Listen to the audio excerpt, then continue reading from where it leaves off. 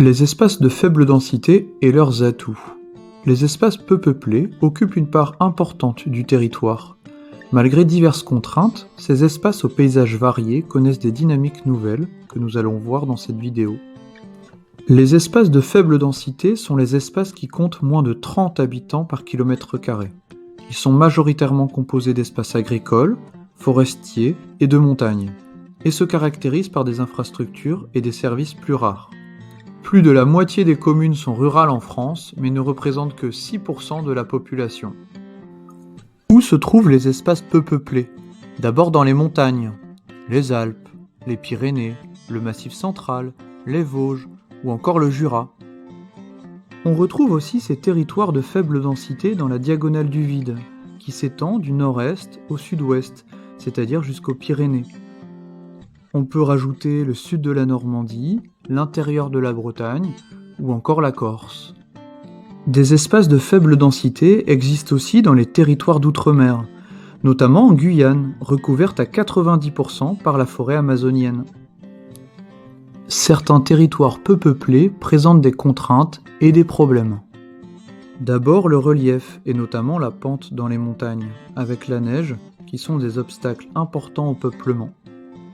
Un des premiers problèmes est l'enclavement, c'est-à-dire que des territoires ruraux se retrouvent plus ou moins isolés et mal reliés au reste du territoire et aux villes environnantes.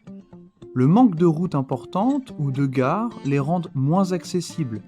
Il est donc plus long pour les habitants d'aller dans un supermarché ou au collège par exemple. Ensuite, un autre phénomène touche des territoires peu peuplés, c'est la désertification rurale. Cela veut dire que des territoires ruraux sont en déclin, perdent des habitants et voient leur commerce et leurs services fermer peu à peu. En effet, des espaces de faible densité perdent des habitants depuis quelques décennies, à l'image du département du Cantal. Une part plus importante de personnes âgées habitent dans ces communes, le manque d'emploi ayant poussé les jeunes à aller vers les villes. Cette baisse de la population entraîne donc la fermeture de commerces ou de services, comme les écoles, des bureaux de poste. De même, les médecins viennent à manquer dans certains villages. On parle alors de déserts médicaux. Mais de nombreux territoires ruraux possèdent d'indéniables atouts et connaissent des dynamiques importantes. D'abord par la beauté de leurs paysages, de leur patrimoine, qui en font des espaces attractifs. En effet, depuis les années 1980-90, la majorité de la population des espaces de faible densité tend à augmenter, grâce à l'arrivée de nouveaux habitants venant des villes. Ce sont les néo-ruraux, qui souhaitent profiter du calme de la campagne.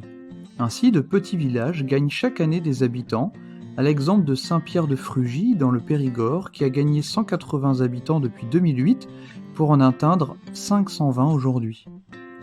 Un autre atout de ces espaces peu peuplés est le tourisme, qui permet de créer des emplois et de dynamiser l'économie. Il s'agit surtout du tourisme vert, en lien avec la nature et le respect de l'environnement. Ce tourisme prend de l'importance au printemps et en été, et a pour exemple la randonnée en montagne, le VTT, le canoë, etc. En hiver, ce sont les montagnes qui attirent de nombreux touristes dans les stations de ski. De plus, les espaces de faible densité sont fortement marqués par l'agriculture, qui peut s'avérer dynamique pour ces territoires.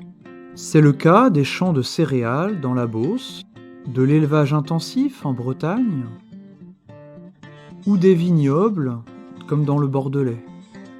La demande de qualité est aussi un atout. Ainsi, des produits agricoles bénéficient de labels AOP ou AOC, tels que le fromage Beaufort dans les Alpes. Ils sont reconnus pour leur qualité. Ils permettent ainsi de valoriser ces territoires et les savoir-faire traditionnels. Enfin, certains territoires de faible densité sont protégés. Ce sont des parcs nationaux ou des parcs naturels régionaux qui visent à préserver les milieux naturels tout en limitant les activités pour protéger l'environnement. Il est important de comprendre que ces territoires sont dynamisés grâce à des aménagements ou à des politiques publiques de la part des communes, des régions ou de l'État.